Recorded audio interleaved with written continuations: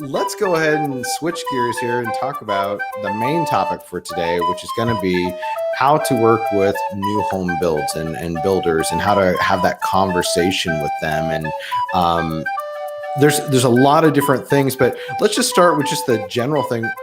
Why are new home builds good opportunities for Trio transactions and Trio customers?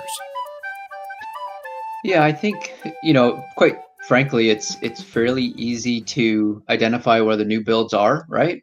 And Mm-hmm. there's inventory there of to be built stuff. So if folks are having a challenge, competing or finding homes in the areas that they're, looking that fit their match, then, new homes are a good choice for that reason.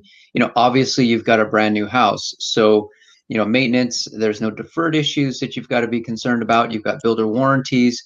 You get to pick out your finishes if it's a to be built property. So there are a lot of good reasons for that. Resale is generally it depends if you're Mm-hmm. early on the cycles in the new construction or at the tail end. Sometimes in the middle, you don't see the immediate like year on year increases because there's a sellout still.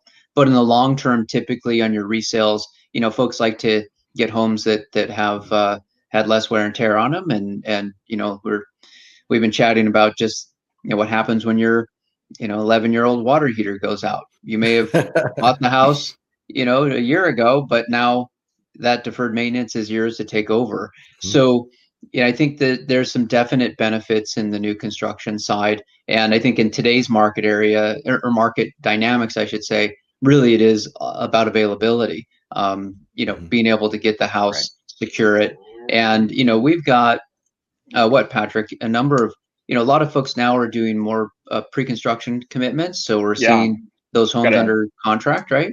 We've got a dozen of them, right, that are way out in the end of first quarter 2021 finishing. So that's a good point too, because Yeah. I think there's customers that come to you and say, well, my lease isn't up or my rental agreement's not up for another 9 months or something. Right. You don't have to put them on the back burner for another 6 or 7 months. You can actually start that process now, right? And start building that home and looking at those properties now. Yeah, that's a huge point, Aaron. It is a huge point. And one other thing too is just to keep in mind, just, again, kind of stating the obvious, but it's helpful to remember this for your customers, is that sometimes there's a good opportunity to buy a resale within a new construction community, because you can avoid new construction. There's a lot of extra costs involved when you've got to put in window shades or blinds and furnish it and all that other stuff that you may not. Landscaping. I was going to say yard sometimes in the back. Yeah. So sometimes if you find an opportunity on a house that is available as a resale, maybe it's been occupied a year, maybe 2. Sometimes there's a good value opportunity for customers that may not have a lot of excess cash to be able to do some of those other add-on items after they move in. So just something to keep in mind. And the other thing to remember too is that sometimes you do have folks that fall out of their commitments, and for various reasons. It may not just be because of financing or we can help, but in those scenarios, they may show sold on the board in the new home sales center, right? But that's a question to ask, the site sales team. Hey, is there anything that's already under production that you guys may be available, that there may be some challenges with or whatever? Because those families typically are trying to figure out how do they get out of those deals too. So the builder is going to try and retain those contracts as best they can, but there may be some opportunities if you see a site that has more sales or price points that are above where you really can afford. That may be good to follow up with that question. Yep. Well, let's go ahead and talk about how do we approach essentially the home builder. What is the first step for that real estate agent if they have a customer that is looking at different homes and is considering new home builds? Well, how should they start this conversation? Do they look to Trio for that, or what would you suggest would be that first step for them? Patrick, you want to go? Or you want me to? You can start, and then I'll fill in behind you. So yeah, get the out of touch guy to comment first on it. No, I'm just That's kidding. Right. We give different perspectives, so it's actually good. So he's got an IV of coffee going in him now. He'll start perking up here at about 20 minutes into the trio talk. Don't worry.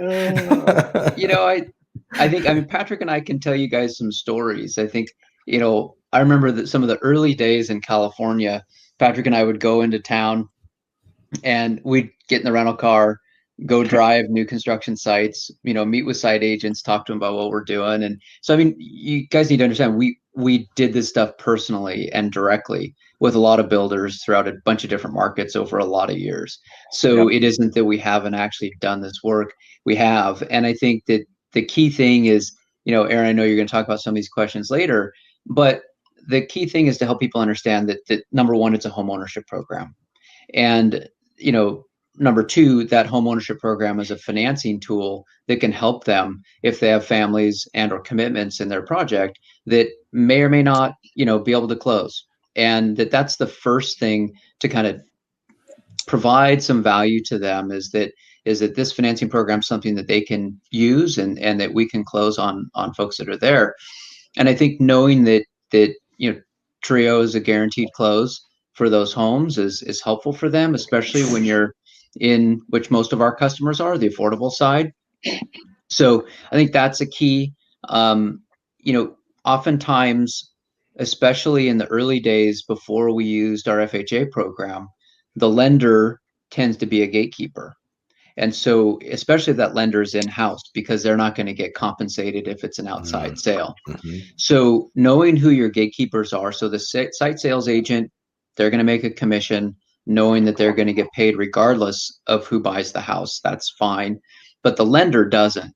So that lender needs to understand that they can actually originate Trio's loans as well. So that might be part of the conversation that needs to happen. Sometimes there isn't a site sales lender if it's a smaller site, but if you're at one of the major builders, that could be one of the impediments there. So talking about using Trio as a backup is a good way to do it. And then obviously, especially if you know your market and you can reach out to our team to understand which builders in the area have we closed with, so that going in the door, is this one that we've closed with or not?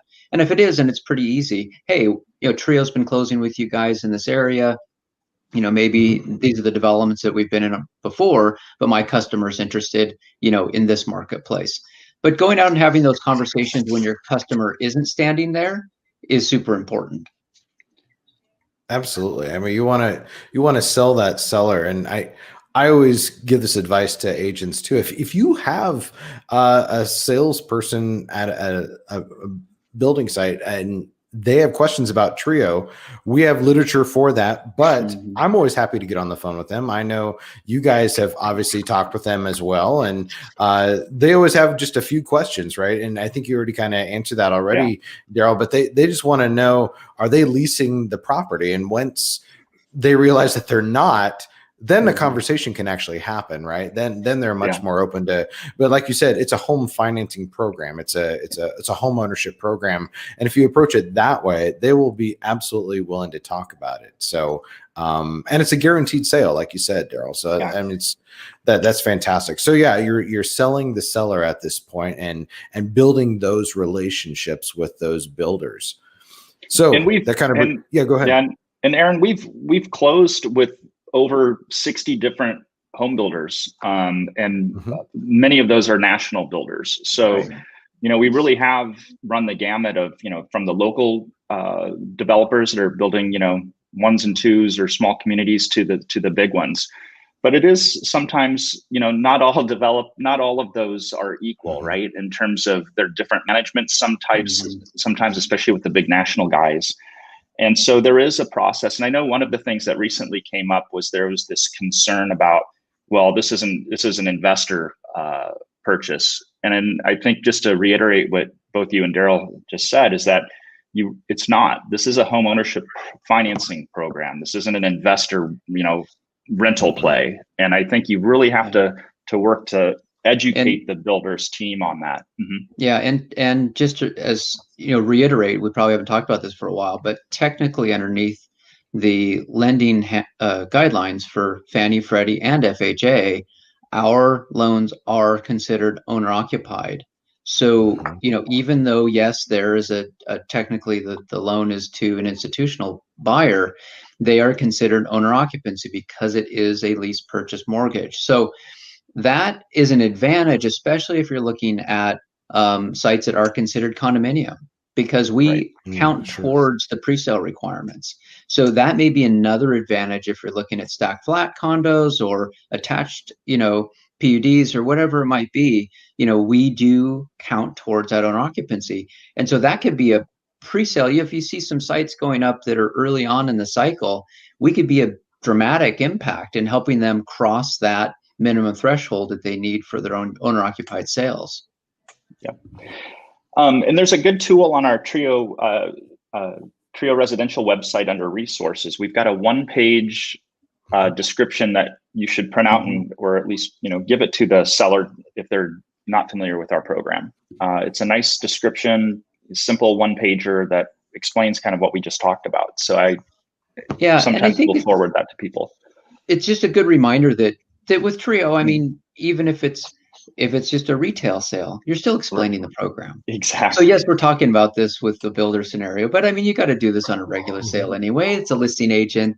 They want to make sure that this is going to be sold and blah, blah, blah. So it's kind of like you're already doing the explanation no matter which. And in, a lot of the markets, we're seeing more and more listing agents that know about the program. So that explanation isn't as detailed, but yeah, with the builder, you're doing that. But think about that as an investment, because that builder is going to sell more homes, and they can look to you as a resource in sourcing customers to help them with inventory, but also for deals that end up, falling apart. And right now with the continued issues we have with employment, I mean, things are going to continue to happen, unfortunately, where families can't get that financing they thought they had, and we can finance that home for them. And so, that's a great piece to mention to the site sales teams and or the lenders involved, that even if the lender doesn't want to participate with Trio, they're going to get a zero. And the builder lenders are only there, not the people, but the lender is only there to help the builder sell.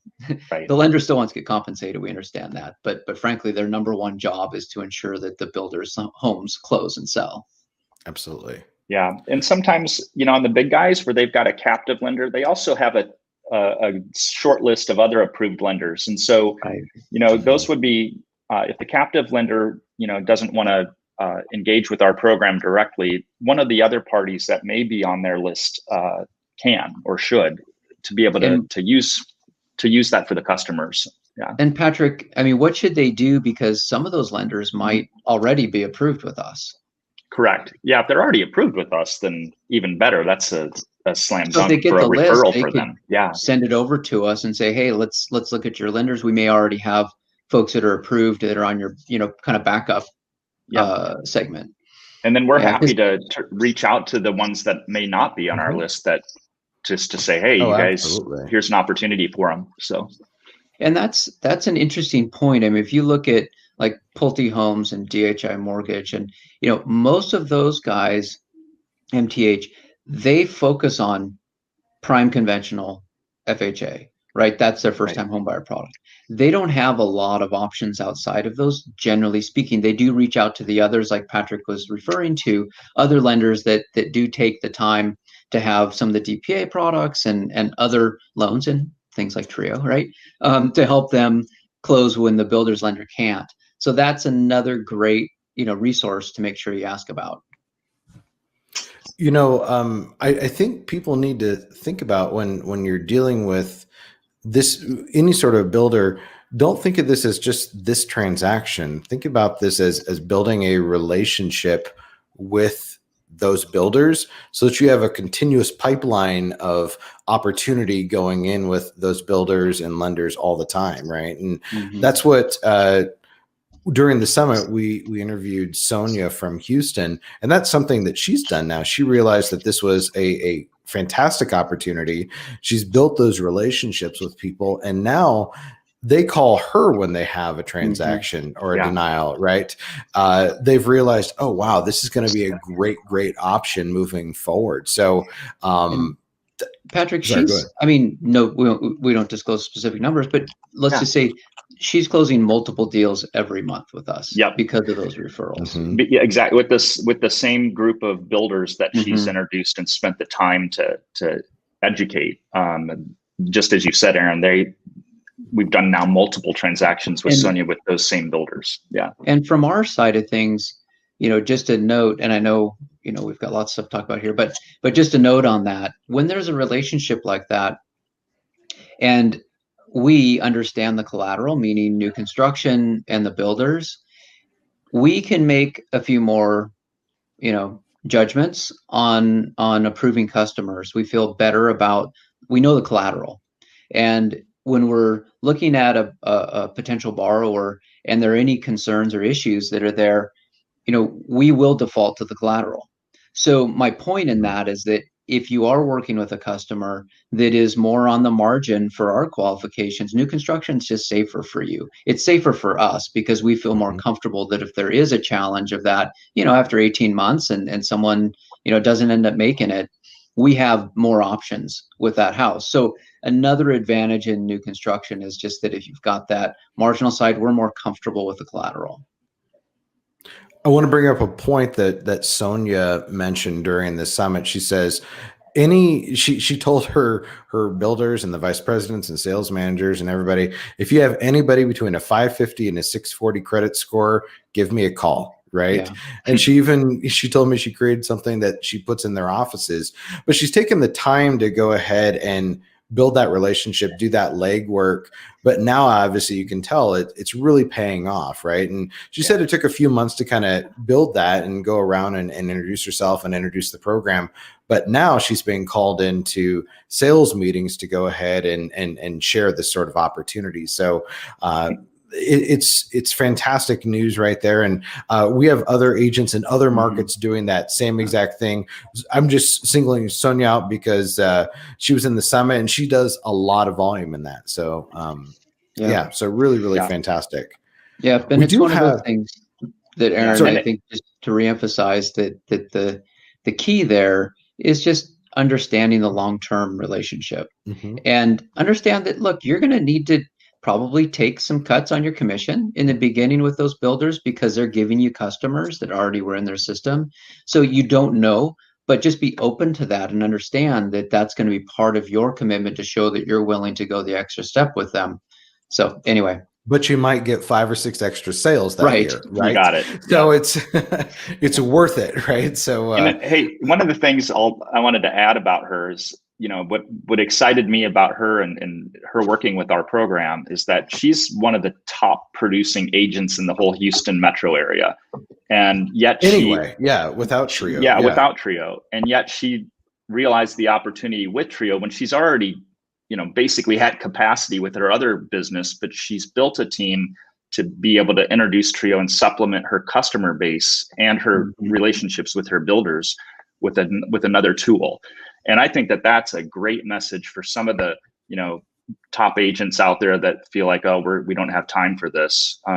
They're sadly mistaken in my view, in terms of not building out their team with another product. Yeah, it's all about problem solving, isn't it? Yeah. Because if you're going to get a referral, the folks sending you that referral want to know you can take care of that referral. So if you're saying no to the ones that are more challenging and only yes to the ones that are slam dunks, then you're not solving the breadth. So you're limiting, your referral base. And I think that's, again, super smart, very wise. So we've got some questions here, and these are probably the most common questions we get about new home builds. So I just kind of want to go through them one by one here. First question is, what name goes on the contract? Is it Trio? Is it the customer? Well, to start with, it's typically the customer. So you're working with the customer, and just like on any home sale with Trio financing, you're putting the contract, getting under contract in their name with the assignment provision for our entity, for Trio. Now, in some cases, that may not work, where the builder's like, we don't do assignments. And so in those cases, what we've done is we've done a substitution of the contract at the time we are ready to have the customer sign the lease in the process. So that's worked for some of the bigger builders that have that requirement where they won't accept the assignment, but they've worked with us to do a replacement of the contract at that time. Now, we've recently had some others that have said, we don't even want to do that. We just want to enter into the contract with Trio from day one. And so in those cases, we're willing to do that as well. And I think the message here is that we've got some flexibility on our end to be able to accommodate the requirements or the needs of the builder to help for the transaction for the customer. But in those cases, what we may need is the customer to have negotiated that contract with the builder, so everything's ready to go, and then we're going to be able to move forward with the customer to have their lease signed at an earlier stage where we can then enter into the contract directly at the beginning. So there's some adjustments of things that we need to do on our end to accommodate that with the customer and for the builder as the seller. But the message here, Aaron, is that we can if it's necessary. So, yeah. Good answer. All right. Second question. Can Trio use builders' preferred lenders? We've kind of already answered this, but this is one of those questions we do get all the time. The answer is yes. Absolutely. Absolutely. And they can, if they're not signed up, they can. Yep. Absolutely. How do builder incentives work with Trio? Yeah, it's no different than a seller credit, right? So builder incentives get directly applied to the contract and negotiate into the deal. So, there's shouldn't be any difference there whatsoever for the, negotiations and the impacts of those. Cool. Yeah, I think, just to add to that, because one of the things that is kind of a bummer for the customer, to be honest with you, is when the builder has in their contract, if you don't work with our preferred lender, you don't get a concession or a credit. And so some of our agents have been super successful in working around that with the builder and the builder's escrow team and marketing team, of kind of redirecting some of those incentive credits and being able to pass those through towards closing, offsetting some closing costs or seller concession, if you will. So it's just a matter of retitling what those where those incentives are being directed, if you will. If that makes sense? Yeah. And I think that goes back to, Aaron, your comment about 640, whatever it was, 550 to 640 credit score. Yeah. Customers have had to do this in the past where they've had to make an application with the builder's lender just to unfortunately be denied to get the incentives. But I think, we should be able to be past that with most of these builders. I think the term I would use is it's a ridiculous argument, right? So if they've got incentives, we can work with them because they can sign up to do the origination with us. So there's no deterrent to them in building the incentives in and getting their lender compensated for the transactions they work on with us. So we take away that argument, but sometimes it's challenging. That's an easy way to put it. And last question is, how does Trio handle design center costs? Well, I mean, if the customer wants to continue to add some additional improvements to their home through the design center, then if it's over and above the value, then we look to the customer to offset, to cover those costs directly if they can't be financed into the property. So yeah, usually, I mean, the design center costs are done pretty early, and that's on a new build. So typically the customers are paying for that like they are earnest money. And so it's just part of their contract. They're going out and doing the full experience of buying a new house. They're paying for their upgrades that they have in that home directly. And that's getting done, like Patrick said, it ends up being a part of the contract, but essentially they're able to control that and make any additions and changes that they want to that new construction process. So again, that's all about that home is theirs. They're using us to finance it, right? Yeah. And part of that is you got to realize that those add costs to the home, which adds a higher payment on your lease. And so it all compounds. You just have to be aware of all of that in terms of its shopping list.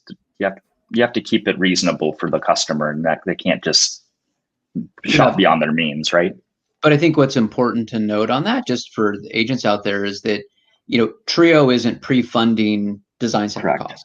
Okay, so they can pick out whatever they want, just like they would in a normal scenario. They're going to be paying for those upgrades, and typically the builder is requiring that payment prior to the homes being put under production. That's part of the deal, at least a significant deposit. So we'll finance whatever is in the agreement, and that's how it goes. But like Patrick said, you got to look at your budget and make sure that monthly payment's going to be affordable for you, so that we can close on that deal. Do those white shaker cabinets, is that a deal breaker for you, right? So I have from Littell here. Thanks, Aaron. Hey, no problem. I didn't even know you were on, buddy. Guys, you're going to hear Littell Coleman's name quite a bit. I think he's going to be very large for us in the Colorado market. So awesome. Really, he and his brother are doing great work and asking really smart questions and getting their customers really prepared for Trio. So love to see that. So that's great. Well, that's all we have for today. I just want to leave you with one final thought, and that's to challenge yourself to reach out to 3 builders next week, right? Reach out to 3 that you feel would be in a good price point. You obviously, start doing your research now for 2021. The new FHA loan limits have come out. So now you can start looking at what those new home builds would be in terms of, and comparing that with the FHA loan limits, and reach out to 3 builders, right? You may not be able to get them on the first call or the first visit to the site. But that's how it starts, right? That's how you start building that relationship and start to cultivating that pipeline of opportunities going forward for you and for the Trio customers. So really exciting right there. I've got to say one more thing, and then I'll sign off. But I was just thinking when you're saying that, and I was reflecting back to my comment about Patrick and I driving through, new build sites.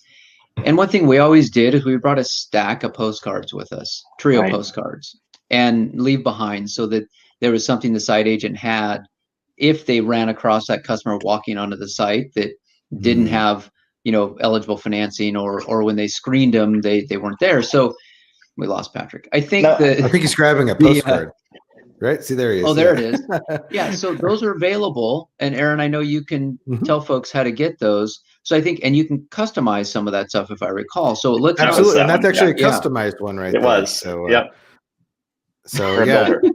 And they're on our website, Trio Residential, underneath all the marketing resources. Yeah. And they are customizable. You can put your information on there and your pretty picture, and that way the customer can connect you obviously to the things, but it obviously explains Trio very simply. And those it's are just a good leave available. behind. Yeah. Cause I know that is what happened on some of these sites, is they put them in the drawer, but then it was like, oh, wait a minute. And they thought about it and pulled the flyer out of the drawer and talked to the customer about it, or talked to the builder on a deal that was going down. So anyway, just wanted to make sure we put that out there.